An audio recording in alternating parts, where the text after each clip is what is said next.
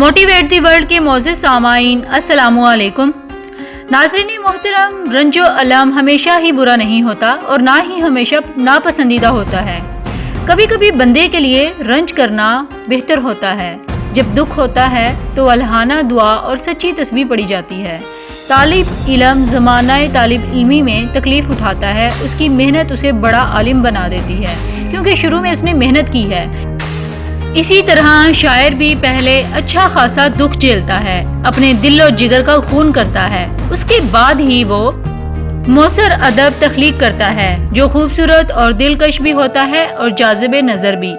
جو طالب علم آرام و سکون کی زندگی گزارتا ہے اسے بحرانوں اور مشکلات سے گزرنا نہیں پڑتا۔ ایسا طالب علم ہمیشہ کسل مند، سست اور کاہل رہے گا، وہ ترقی نہیں کر سکتا۔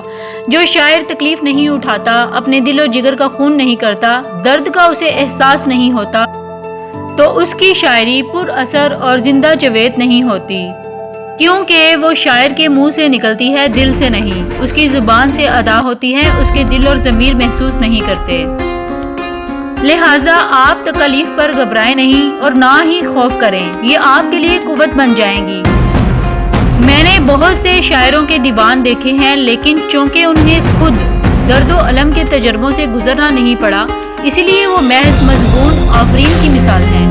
ان میں نہ زندگی ہے نہ روح ہے۔ اس کی وجہ یہ ہے کہ وہ الفاظ کا بس مجموعہ ہے، زبان سے انہیں ادا کر دیا جاتا ہے، نہ اس میں درد کا احساس ہے نہ ہی جذبے کی گرمی۔